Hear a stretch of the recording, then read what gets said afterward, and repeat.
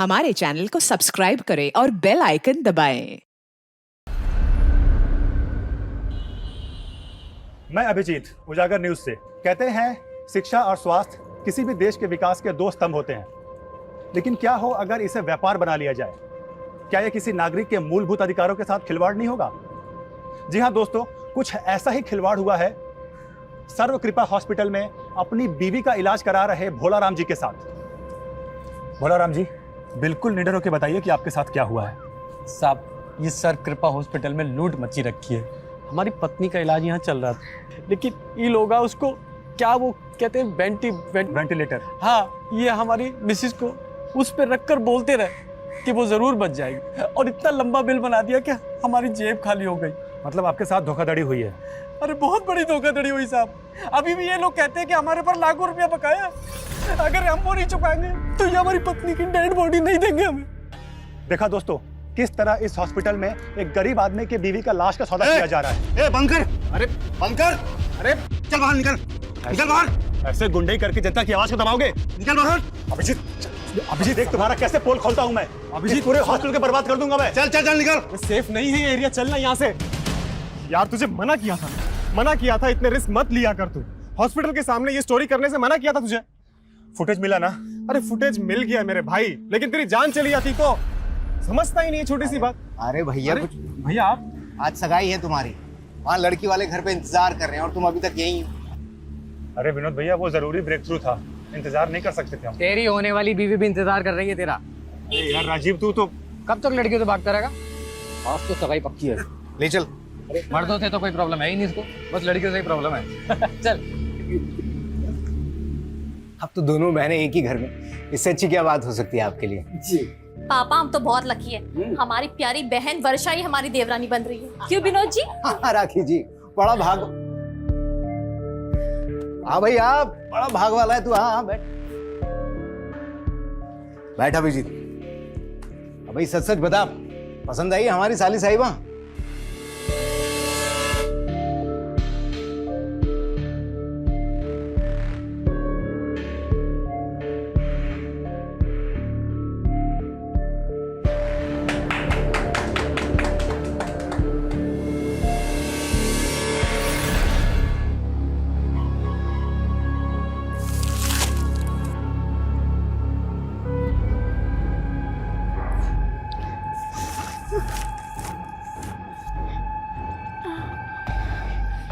Aunty, हम ये कहाँ हैं? हमें हमारे घर जाना है। आप छोड़ दोगे हमें हमारे घर? हमारे पापा ढूंढ रहे होंगे हमें। सुनो, इस लड़की को यहाँ की दुनियादारी अच्छे से सिखा दो, समझ गए?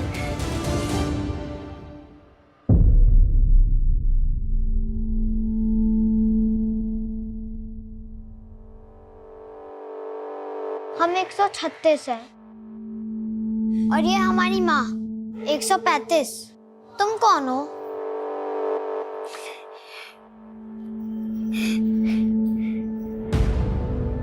अच्छा, 172। क्या तुम हमारी दोस्त बनोगी? हम 172 नहीं है, हम मिनी है। हमें हमारे पापा के पास जाना है। पापा, पापा, जाने दो हमें। दरवाजा खोलो, दरवाजा खोलो, खोलो दरवाजा। पापा, दरवाजा खोलो।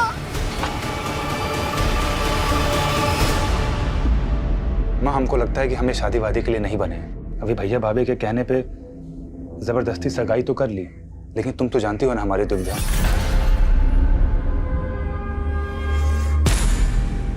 माँ, हम इस दुनिया को एक सच बताना चाहते हैं, और वो सच है। ए, तुम क्या कर रहे हो यहाँ पर? नहीं, वो आपकी मम्मी के खाने का टाइम हो गया है ना, इसीलिए आए थे। माँ, हम आते हैं।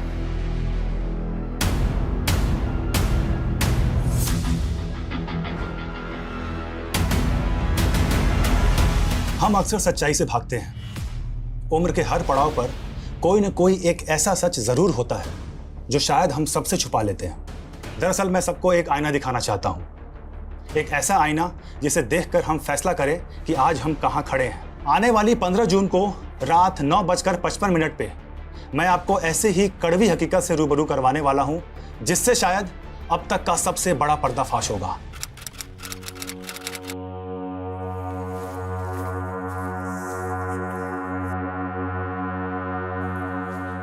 यार ये अभिजीत पता नहीं कहाँ रह गया। अरे विनोद भैया, क्या हो गया ये? अरे कुछ नहीं, थोड़ा चक्कर खा के गिर गए थे। अरे बाप रे। अच्छा ये बताइए, अभिजीत को देखा आपने? हमें नहीं मालूम। भाभी भैया, आज 15 तारीख है, 15 जून रात को 9:55 पे वो आज मेरे साथ लाइव आने वाला था, वहां पे किसी चीज का खुलासा करने वाला था। फोन भी नहीं लग रहा है यार उसका, पता नहीं कहाँ रह गया है। 2 दिन से गायब है और आप लोग आ जा रहे हैं। आपने आखिरी बार कब देखा था उसे? सर 15 जून की दोपहर तो उसने हमारे साथ लंच किया था, उसके बाद पता नहीं कहाँ गायब हो गए। तो क्या उसके गायब होने का राज इस वीडियो से जुड़ा हो सकता है जिसमें वो किसी का खुलासा करने वाला था? आने वाली 15 जून को रात 9:55 पे मैं आपको ऐसे ही कड़वी हकीकत से रूबरू करवाने वाला हूं, जिससे शायद अब तक का सबसे बड़ा पर्दाफाश होगा। हमें तो कुछ समझ नहीं आ रहा सर, आप ही कुछ मालूम कीजिए। ये चोट कैसे लगी आपको? सर वो अचानक से लो बीपी हो गया था, चलते चलते तो सड़क पे गिर गया, उसी से लग गई। अभिजीत ने ये वीडियो कहाँ रिकॉर्ड किया था? सर अभिजीत ने 1 साल पहले ही सोशल मीडिया पे उजागर न्यूज़ नाम से एक चैनल खोला था। उसके लाखों में फॉलोअर्स हैं और उसके 15 जून के खुलासे वाले वीडियो इनविटेशन को भी लाखों हिट्स मिले। हैरानी इस बात की है कि अभिजीत के कैमरामैन तो कहीं नहीं पता कि 15 जून को वो क्या खुलासा करने वाला था। कहीं उसके गायब होने की कहानी का इस खुलासे से कोई ताल्लुक तो नहीं? लग तो ऐसा ही रहा सर। अगर ऐसा है तो हमारे लिए जानना ज़रूरी है कि 15 जून को वो क्या खुलासा करने वाला था। उसका लैपटॉप, ईमेल आईडी की डिटेल्स, कॉल रिकॉर्ड सब निकलो। लेट्स फाइंड आउट कि अभिजीत ने आखिरी बार किससे और क्या कम्युनिकेट किया था। Okay sir.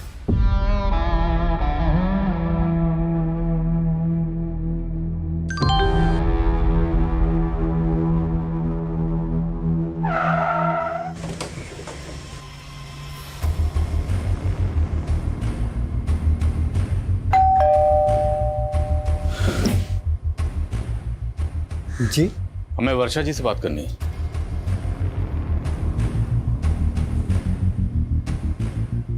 वर्षा जी, 15 जून की शाम को अभिजीत की फोन पर आखिरी बार बात आपसे हुई थी, उसके बाद से वो लापता। आपकी अभिजीत के साथ फोन पर क्या बात हुई थी? आई एम सॉरी वर्षा जी, लेकिन हम आपसे शादी नहीं कर सकते। ऐसा क्यों बोल रहे हैं अभिजीत? वो हम आपको वजह भी नहीं बता सकते वर्षा जी, बस इतना समझ लीजिए कि इसी में आपकी भलाई है। सर ऐसा हो ही नहीं सकता, अभिजीत ने खुद शादी के लिए हाँ किया था। तो क्या आपकी साली वर्षा झूठ बोल रही है? राकेश जी, आप अपनी छोटी बहन वर्षा के बारे में क्या कहेंगे? सर हमारे बहन में कोई कमी नहीं थी, सारी कमी अभिजीत में है। अब कहना क्या चाहती हैं? अब हमें लग रहा है कि अभिजीत शायद इस वजह से भागा होगा ताकि वो हम लोगों को फेस ना कर पाए कि उसने रिश्ता क्यों तोड़ा। अभिजीत 15 जून की रात को कोई बड़ा खुलासा करने वाला था लाइव आकर, और आपको लगता है कि इतना निडर पत्रकार इस वजह से गायब हो गया? नहीं सर, राखी के कहने का ये मतलब नहीं है। दरअसल हम लोगों को भी ये सुनकर बहुत धक्का लगा कि अभिजीत ये रिश्ता तोड़ना चाहता था। सर 1 मिनट, बिरदास चौक पे लाश मिली है।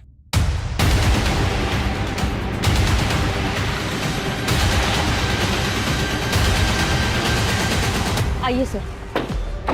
सर लाश बुरी तरह से जली हुई है, चेहरा भी पहचान पाना मुश्किल है। तो तुम्हें ऐसा लग रहा है कि अभिजीत की बॉडी है? सर अभिजीत का फोन बिरदास चौक पे ही बंद हुआ था, उसकी फैमिली से शिनाख्त करवा के देखे क्या? सर ये क्या दिखा रहे हैं सर? देखिए, हम मानते हैं कि बॉडी बुरी तरह से जली हुई है, पर हमारे लिए बॉडी की शिनाख्त करवाना बहुत ज़रूरी है। ये चेन और ये अंगूठी मिली है। ये अंगूठी तो अभिजीत की सगाई की अंगूठी है सर, और ये चेन भी अभिजीत की है सर। ये ले, रोटी खा ले, इतना दुखी मत हो, अब यही हमारी जिंदगी है। ले खा ले, अभी बहुत सारा काम करना है।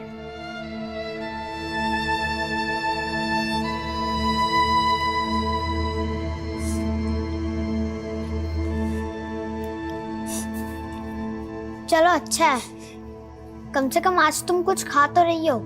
ये भी कोई खाना है? हमारे पापा रोज हमें ब्रेकफास्ट में कॉर्नफ्लेक्स खिलाते हैं और स्कूल के लंच में पराठे। तू कौन से क्लास में पढ़ती थी? 6th। चलो हम तुम्हारा टेस्ट लेते हैं। ये अखबार में जो लिखा है पढ़ने आता है ना? हाँ आता है पढ़ने। तो पढ़ो। भारत जल्द ही 5 ट्रिलियन की अर्थव्यवस्था होगा। माँ, माँ, बच्चों बच्चों बाहर जाओ, बहन आओ ना।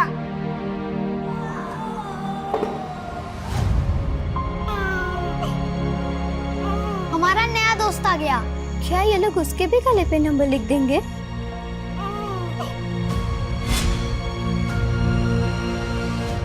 सर पीएम रिपोर्ट के हिसाब से पहले अभिजीत को बुरी तरह से पीटा गया। लेकिन सर किलर ने ऐसा क्यों किया? इसलिए कि उसको आइडेंटिफाई नहीं किया जा सके। अगर ऐसा था तो फिर अभिजीत की बॉडी पर उसकी चेन और अंगूठी इंटैक्ट क्यों था?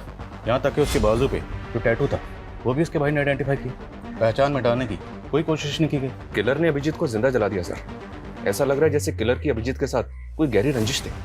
अभिजीत के लैपटॉप से क्लू मिला? साइबर टीम अभिजीत के लैपटॉप और मोबाइल का डेटा रिकवर करी है सर। लेकिन सर अभिजीत का फोन पिछले कई दिनों से अतुल नगर में काफी एक्टिव था। अतुल नगर में कहाँ जाता था ये तो नहीं पता, लेकिन अतुल नगर में जितने भी सीसीटीवी हैं सबकी फुटेज मंगा रहा हूँ। और अभिजीत का कैमरामैन प्रथमेश, उसने कुछ बताया? नहीं सर, उसे इस बारे में कुछ नहीं पता।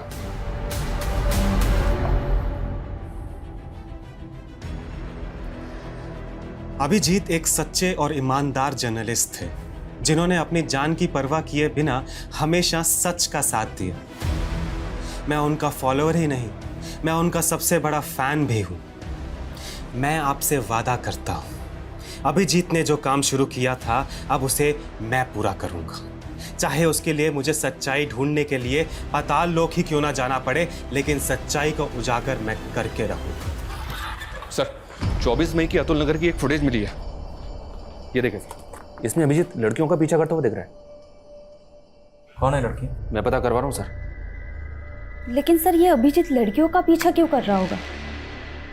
मेरा मतलब एक तरफ इसकी मंगेतर का कहना है कि ये उससे शादी नहीं करना चाहता था और दूसरी तरफ इन लड़कियों के पीछे। सर कहीं कोई अफेयर का तो चक्कर नहीं? तो ये चक्कर क्या है ये तो इन लड़कियों से मिलने के बाद ही पता चलेगा।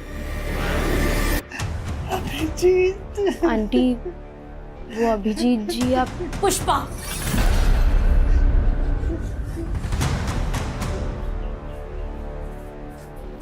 जी, माँ जी को क्या बताना है और क्या नहीं बताना ये तुम्हारा काम नहीं है। तुम जाओ। हम उन्हें वो अभिजीत जी हम देख लेंगे, तुम जाओ यहाँ से। और हाँ, अब से काम पे मत आना। जी अब हम तुम्हें अफोर्ड नहीं कर सकते। हमारी माँ का ख्याल हम खुद रखेंगे। तुम जाओ।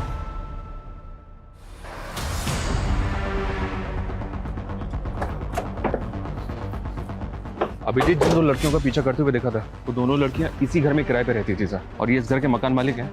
इन्होंने ही मकान किराए पे दिया।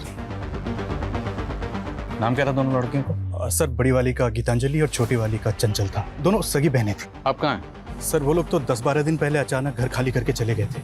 रहने वाली कहाँ की थी? रेंट एग्रीमेंट में उनका नेटिव एड्रेस होगा।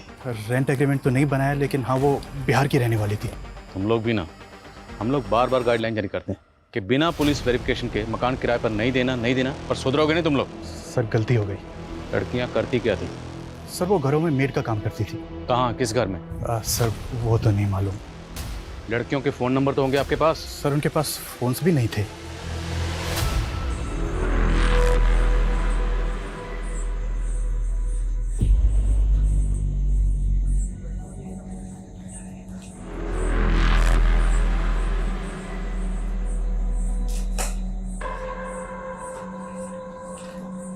जी सर, मैं अपडेट करता हूँ। जय सर, एक बीएनमेड सर्विसेज नाम की एजेंसी है, इसने चंचल और गीतांजलि इन दोनों का फोटो आइडेंटिफाई किया है।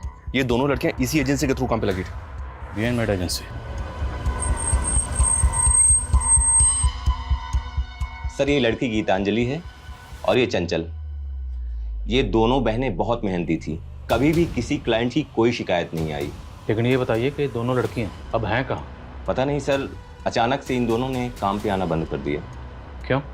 और मालूम नहीं सर, इन दोनों को एक मीणा नाम के एजेंट ने इंट्रोड्यूस करवाया था। इन दोनों लड़कियों के एड्रेस प्रूफ और डॉक्यूमेंट्स हमें दीजिए, और इनका जो एजेंट था मीना, उसकी डिटेल्स भी दीजिए। सर ये एजेंट है मीणा। आप सभी जानते हैं कि अभिजीत मेडिकल माफिया के खिलाफ काम कर रहे थे। उसके सारे सबूत अब मेरे पास हैं। ये उन हॉस्पिटल्स की लिस्ट है जिनके पास लाइसेंस ही नहीं, और इनके कितने सारे डॉक्टर्स ऐसे हैं जिनके पास डिग्रीज तक नहीं, जैसे कि doctor Gopal Sharma. Hello doctor Gopal, जो वीडियो मैंने भेजा है तुमको, उसे मैं बहुत जल्दी अपलोड करने वाला हूँ। तुम चाहते क्या हो? सर कहाँ है? चंचल और गीतांजलि, इन दोनों बहनों की आईडी फेक है। क्या? जी हाँ सर, और इन दोनों बहनों का जो एजेंट है मीणा, उसकी भी सारी डिटेल्स फेक निकली। अब इन तीनों का कुछ पता भी नहीं चल रहा है। अभिजीत इन दोनों लड़कियों का पीछा करते हुए देखा गया था। क्या इन दोनों लड़कियों और इस एजेंट मीना की अभिजीत के कत्ल में इन्वॉल्वमेंट तो नहीं? लग तो मुझे भी ऐसा ही रहा सर, कोई ना कोई इन्वॉल्वमेंट तो होनी चाहिए। इन तीनों के लिए लुकआउट नोटिस जारी कर दिया है। सर, अभिजीत की मंगेतर वर्षा के बारे में एक बात पता चली है। सर, उसकी पहले भी शादी हो चुकी है। What? जी सर, वर्षा का पहला पति कुणाल मर चुका है। सर, उसकी मौत संदिग्ध हालात में हुई थी। पहले शोमिता चौक पुलिस इस केस को मर्डर केस मान के इन्वेस्टिगेट कर रही थी, लेकिन उस एसयूवी गाड़ी का कहीं भी पता नहीं चला। इसीलिए उन्होंने इस केस को एक्सीडेंटल केस मान के क्लोज कर दिया। ये अभिजीत मर्डर केस भी कम चौंकाने वाला नहीं। आप बेकार में हमारे बेटी को परेशान करके अपना वक्त बर्बाद कर रहे हैं। अब ये तो आने वाला वक्त ही बताएगा कि किसका वक्त बर्बाद होने वाला है। बस इतना याद रखिएगा, बिना हमारी इजाजत के शहर छोड़ने की गलती मत करिएगा।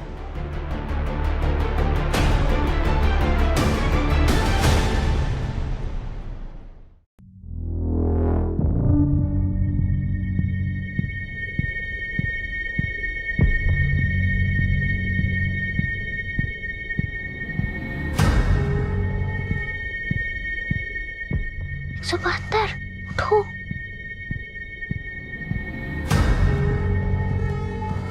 सुनो, हम लोग यहाँ से भाग रहे हैं, सब तैयार हैं, चलो।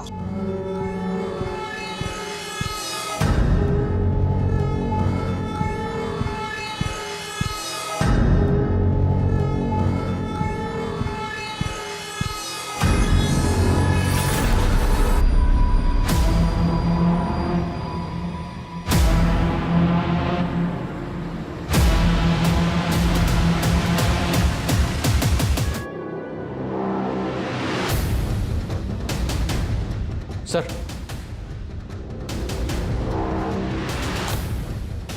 साइबर सेल को अभिजीत के लैपटॉप से एक एनक्रिप्टेड फाइल मिली थी, जिसको उन्होंने डिक्रिप्ट किया, अभी सेंड किया। क्या इस फाइल में? तू तो चंचल को पहचानने से भी इनकार कर रहा था। ये सब क्या है? सर, चंचल हमारे यहाँ काम करती थी।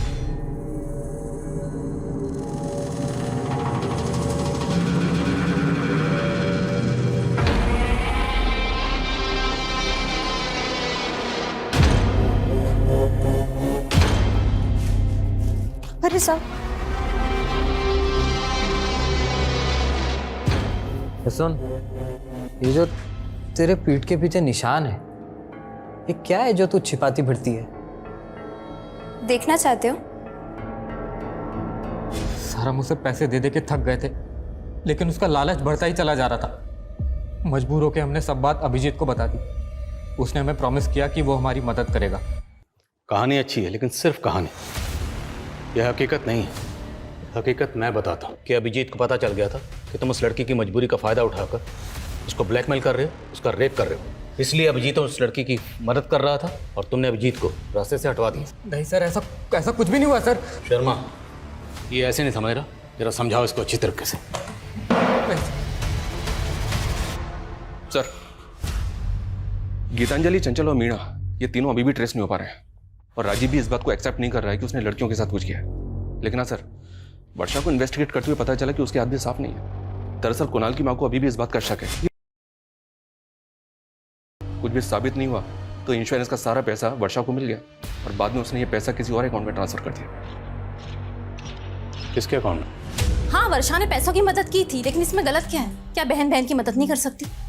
कैसी मदद? विनोद को करीब 2 साल से बिजनेस में काफी नुकसान हो रहा था। इनका पार्टनर इन्हें बहुत परेशान कर रहा था, पैसे वापस मांग रहा था। विनोद को पैसे वापस देने थे तो वर्षा ने मदद कर दी। लेकिन परेशानी तो फिर भी कम नहीं हुई। कुछ दिन पहले अटैक हुआ था ना पे। उस दिन पुलिस स्टेशन में इस चोट के बारे में पूछा तो झूठ बोल दिया। सर वो अचानक से लो बीपी हो गया था चलते चलते, तो सड़क पे गिर गया। लेकिन इन सब बातों का अभिजीत के मर्डर से क्या लेना देना? लेना देना ना हो तो ही अच्छा है, वरना लेने के देने पड़ जाएंगे। एक बात बताओ, तुमने उत्तम को पैसा तो दे दिया था ना? अब तुम भी हम पे शक कर रहे हो। अरे अगर तुमने पैसा चुका दिया था तो लोगों ने हम पे हमला ही क्यों किया? उसी के कारण जो तुमने पुलिस को बताया है। छोटा मोटा पैसा नहीं है ये, और अब तक कर्जा चुकता नहीं हुआ है। इतने के लिए लोग जान ले लेते हैं। शुक्र करो तुम अब तक जिंदा हो। सर ये दोनों बहनें जितनी सीधी नजर आ रही हैं उतनी है नहीं। आज की दुनिया में कोई भाई या बहन अपनी प्रॉपर्टी या पैसा बिना लिखा पढ़ी के किसी को नहीं देता है, और वो भी अपनी बहन के पति के कर्ज को उतारने के लिए। विनोद के बिजनेस पार्टनर से कंफर्म करो, दोनों बहनों का कांटेक्ट अच्छे से चेक करो। तो तूने विनोद पे अटैक करवाया था? अटैक कैसा? आपको कोई गलतफहमी हुई है, और उसने कुछ पैसे लौटा भी दिए थे हमें। लेकिन उधार तो काफी बाकी है ना बीबी। वो भी निकलवा लेंगे। अटैक करवाएगा दोबारा? विनोद ने कंप्लेंट नहीं लिखवाई ना, फिर क्यों बाल की खाल उतार रहे हैं? और वो फुद्दू हमारे खिलाफ बोलने की हिम्मत भी नहीं करेगा। हाँ, हमसे बहुत बड़ा गलती हो गया। अगर हम अभिजीत को पहले ही सब कुछ बता दिए होते तो शायद वो हमें इस मुसीबत से निकाल चुका होता। ले लो, 70 लाख है इसमें। 70 लाख? ये 70 लाख तो सिर्फ आपके हुए ना डॉक्टर साहब, और आपके बाकी के नेक्सस के 70 लाख वो कौन देगा? हेलो नेताजी, एक लोकल जर्नलिस्ट मुझे धमकी दे रहा है। अगर आपकी मेहरबानी हो जाती तो। डॉक्टर साहब, हम स्वच्छ छवि वाले नेता हैं, ना तो खुद खाते हैं ना कभी किसी को खाने देते हैं। अब आपने कांड किया है, आप भुगतेंगे। लेकिन नेताजी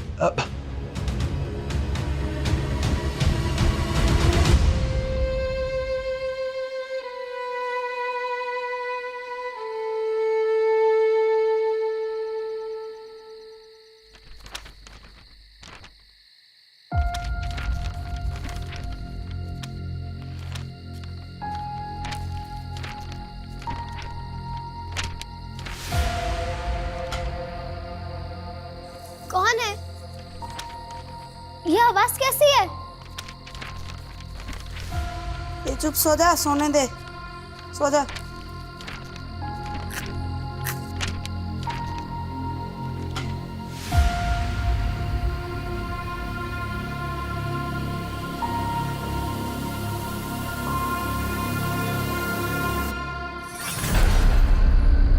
ये ले, रोटी खा ले, अभी बहुत सारा काम करना है।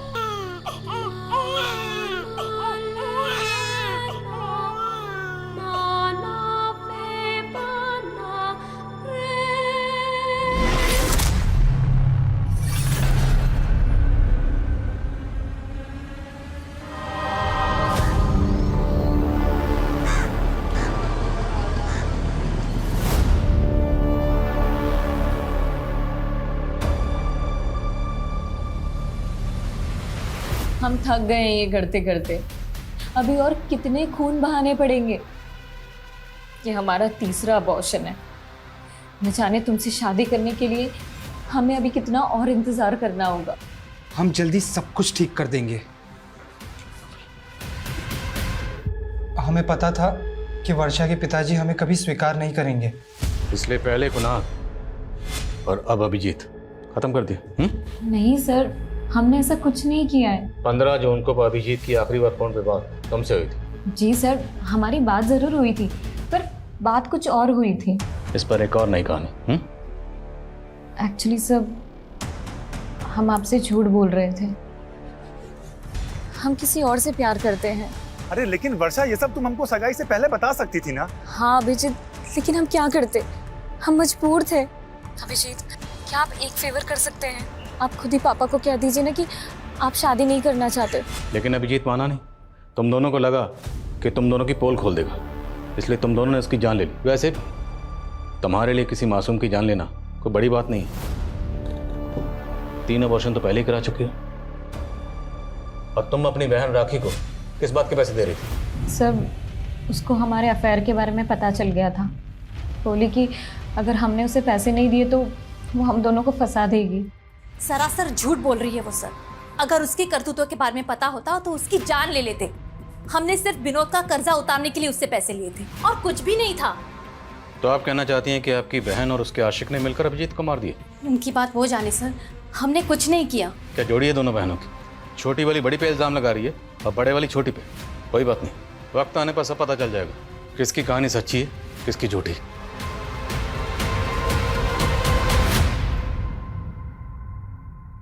ओ, आपकी सास की केयर टेकर क्या नाम है उसका? पुष्पा। कहाँ वो? हमने उसे काम से निकाल दिया। अब हम उसे अफोर्ड नहीं कर सकते। रहती कहाँ वो? एड्रेस दीजिए। ये बात तो अभिजीत ही जानता था, हमें कुछ नहीं पता।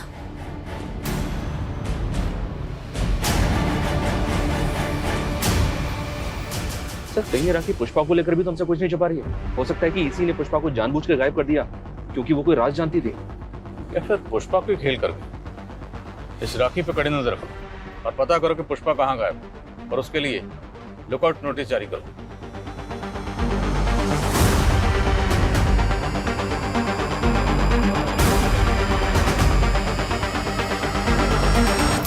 सर, छत्तीसगढ़ पुलिस से पुष्पा के बारे में एक इन्फॉर्मेशन मिली है। पुष्पा एक बागी ग्रुप की मेंबर है और कई सालों से वांटेड है। पुष्पा एक बागी थी? तो वो अभिजीत के घर पे क्या कर रही थी? दरअसल अभिजीत के लेट फादर धीरेन्द्र आनंद ने कई सालों तक एक बागी ग्रुप में काम किया है और ये पुष्पा उनकी शागिर्द थी।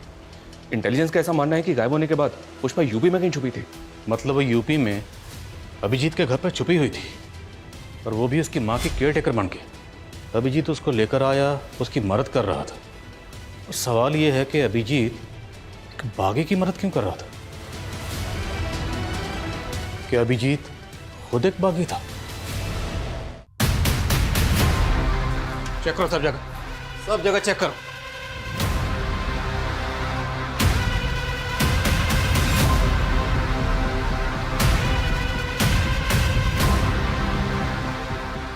सर, बहुत गलत कर रहे हैं आप। एक ईमानदार पत्रकार की छवि के साथ में खिलवाड़ कर रहे हैं आप लोग। फिलहाल तो हम जा रहे हैं, लेकिन अगर हमें बाद में पता चला कि अभिजीत के साथ मिलकर आपने बागियों का साथ दिया था तो हम आपको नहीं छोड़ेंगे। चलो।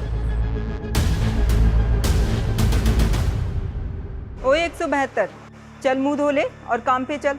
अब यही तेरी किस्मत में लिखा हुआ है। तैयार कर ले अपने आप को इन सब चीज़ों के लिए। जब 135 का बच्चा बड़ा हो जाएगा ना, तुझे ही ट्रेनिंग देनी है। यहाँ पे माँ बाप हो या बच्चा, सब किस्मत के हाथों बंधे हुए हैं।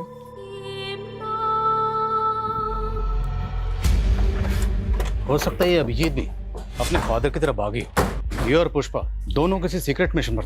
जैसे ही मिशन पूरा हुआ, अभिजीत ने अपनी मौत का ड्रामा रचा।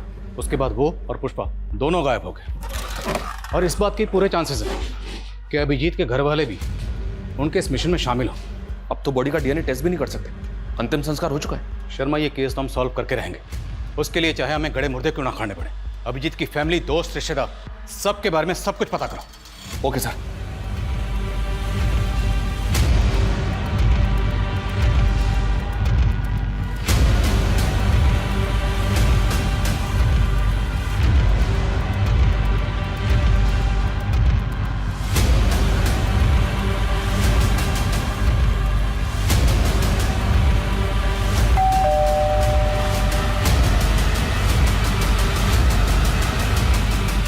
सर,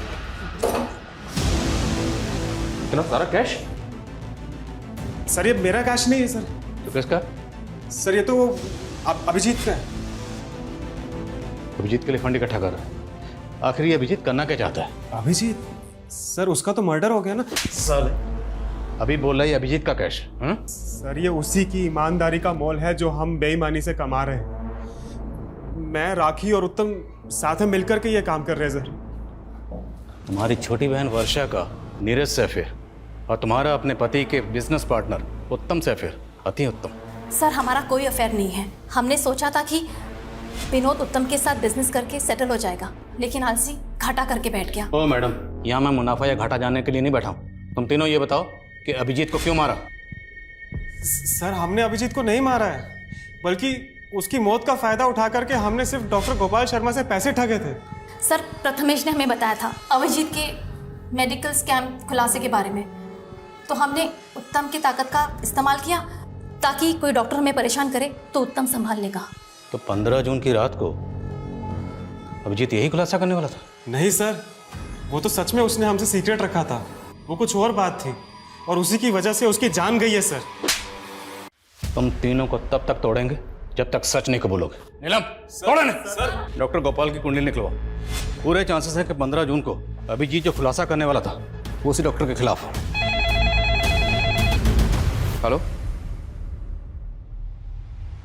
क्या आप मुझे डिटेल्स मिल कीजिए।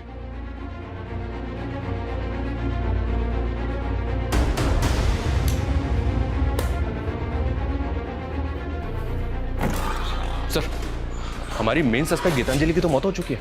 चौंकाने वाली बात यह सर कि गीतांजलि की कलाई पे बिल्कुल वैसा ही टैटू था जैसा अभिजीत की कलाई पे था। दोनों टैटूज वैसे तो दिखने में सेम है, सिर्फ नंबर और डिजिट्स का फर्क है। क्या ये कोई सीरियल नंबर हो सकता है? और इन टैटूज का हमारे सस्पेक्ट्स में से और किससे कनेक्शन हो सकता है? राजीव, वर्षा, नीरज, राखी, प्रथमेश, उत्तम या फिर पुष्पा? अभिजीत और गीतांजलि के बीच का कॉमन कनेक्शन है राजीव, लेकिन सर राजीव का तो कहना है कि वो इन टैटूज के बारे में कुछ नहीं जानता। पर अभिजीत की कलाई पर वैसा ही टैटू क्यों है जैसा कि गीतांजलि की कलाई पर है? गीतांजलि की बहन चंचल से इसका पता चल सकता है। चंचल तो खुद गायब है। खा लो दीदी, खाली पेट रहने से कुछ नहीं होता और हमें बहुत कुछ करना है। हमें निकलना है यहाँ से। यहाँ से कोई नहीं निकल सकता। नहीं दीदी, हम निकलेंगे यहाँ से। कोई आने वाला है हमें बचाने। तुम ना ऐसे सपने मत देखो, ये सपना कभी पूरा नहीं हो सकता। सर चंचल के बारे में हमने अभिजीत को मार्च में बता दिया था।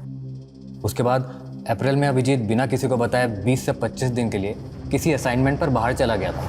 हाँ, अभिजीत अप्रैल में काफ़ी दिनों तक नहीं था और उस दौरान उसने हमको कॉल भी नहीं किया था। मार्च में वो टैटू उसके हाथ में था?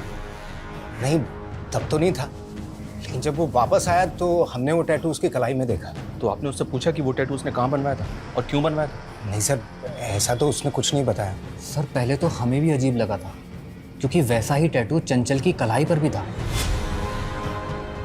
कहीं ऐसा तो नहीं कि गीतांजलि और चंचल का उन टैटू से कोई ऐसा राज जुड़ा था जो अभिजीत जानना चाहता था, इसलिए उनका पीछा कर रहा था? लेकिन सर वो ये सब जानने के लिए अपनी कलाई पे वैसा ही टैटू क्यों बनवाएगा? और ये अभिजीत अप्रैल में 20-25 दिन के लिए कहाँ गायब था? और ये सवाल अब भी वहीं का वहीं है कि वो 15 जून की रात को 9:55 पर ऐसा क्या खुलासा करने वाला था? देखो, हम जानते हैं चंचल और गीतांजलि के अलावा तुम लोगों के साथ यहाँ पर क्या हो रहा है। हम यहाँ की सच्चाई पता करने आए। आप हमें यहाँ से आजाद कर दोगे ना भैया? हाँ, लेकिन उसके पहले तुम्हें सब बताना होगा कि यहाँ पर हो क्या रहा है। मैं भारत, मैं इंडिया, मैं हिंदुस्तान भी हूँ। मेरी धरती बहुत महान है। मैं अपनी नदियों की तरह पावन हूँ। मैं एक विशाल लोकतंत्र हूँ, बहुत तेजी से बढ़ती अर्थव्यवस्था हूँ। पर देखो, मेरी गरिमा पे ये कैसा दाग लगा है। ये कैसा दाग लगा है? ये दाग हम सबको मिलकर धोना है।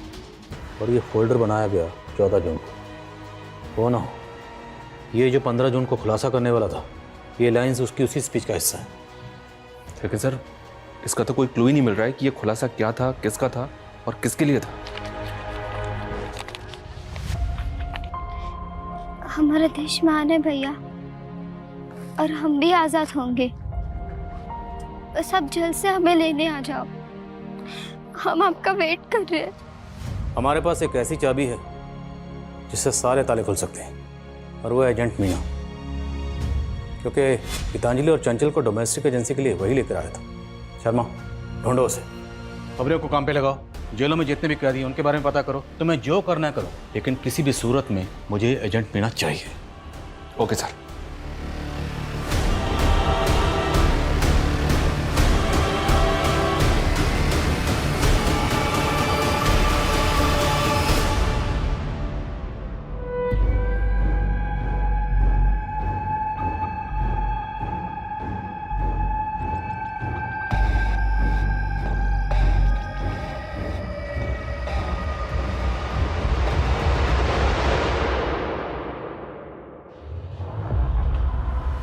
मीरा चेक करो। साहब ये सब लड़के तो बंदो मजदूर हैं, इन्हें तो मैं शहर के बाहर से अपने टेम्पो में लेकर आता हूँ। मेरा काम है इन्हें घरों में काम दिलाना, और अगर कोई गड़बड़ करने की कोशिश करते तो हमको वापस कैंप भेज देते हैं। कैसा कैंप? कहाँ है ये कैंप? कैंप के बारे में मैं कुछ नहीं जानता, ये तो मुझे शहर के बाहर एक जगह पे मिलती हैं सब। कैंप का कोई बंदा लेके आता है इनको। ये सब करवाता कौन है? मालिक कौन है? साहब इसके बारे में मुझे कुछ नहीं पता। सबसे पहले हमें ये पता करना होगा ये कैंप है कहाँ। इस नेक्सस ने बहुत गहराई तक अपनी जड़ें फैला रखी है। ड्रोन कैमरा यूज़ करने की परमिशन निकलो, पूरा शहर और उसके आसपास जितने एरिया सब जगह स्कैन करो, कोई भी एरिया छूटना नहीं चाहिए।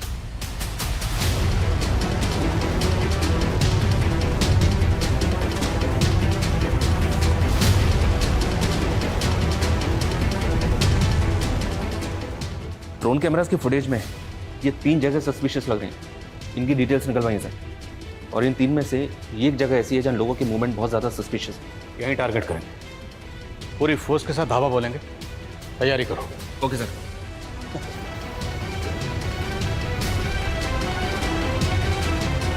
पुलिस! अरे पुलिस! अरे भागो!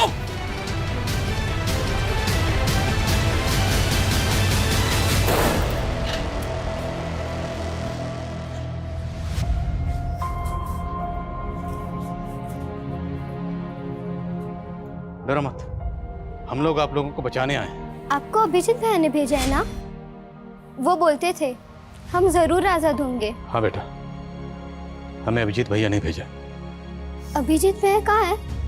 उन्होंने कहा था हम उनके साथ टीवी पे आके जय हिंद बोलेंगे।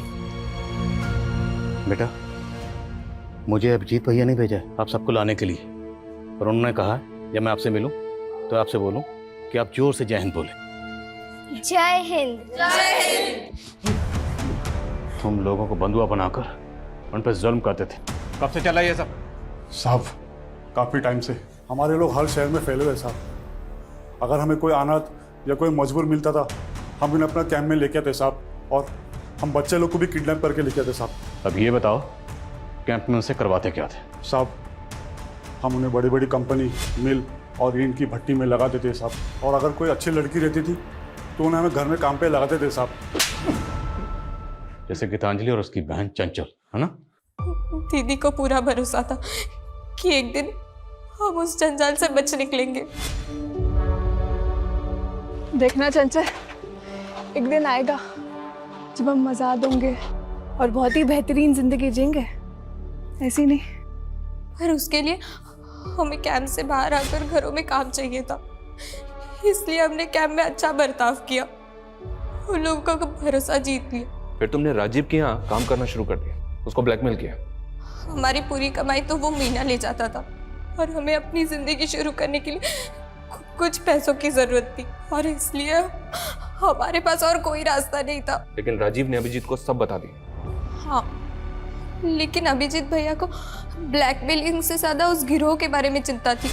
देखो, मुझे पता है तुम लोगों के साथ क्या हो रहा है।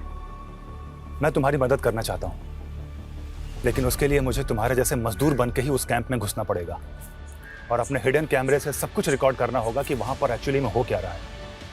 फिर हमने उन्हें वहाँ घुसने में मदद की, और वो हमारे कैंप में शामिल हो गए। साहब मुझे शक हुआ कि अटेंडेंस रजिस्टर में गड़बड़ दिखा साहब, और वो कमीना पत्रकार वो मौका देख के भाग गया, और गीतांजलि ने उसको मदद की थी कैंप में घुसने के लिए साहब। इसलिए तुम लोगों ने गीतांजलि को मार दिया, और उसके बाद जब तुम लोगों को पता चला कि 15 जून को अभिजीत को खुलासा करने वाला है तो उसको भी मार दिया। साहब हमारे लोग ने अभिजीत पे नजर होगा साहब। बोल, अपने बाप का नाम बोल।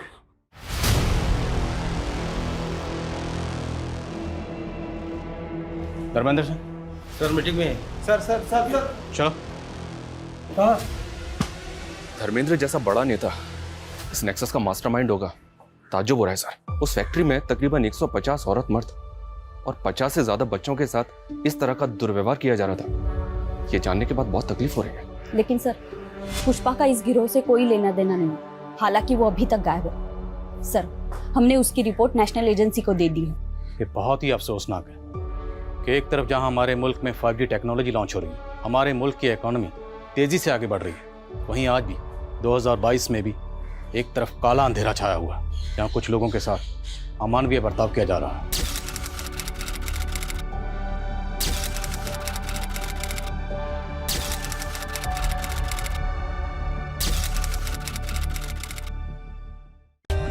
For more updates, subscribe to our channel, click the show links and enjoy watching the videos.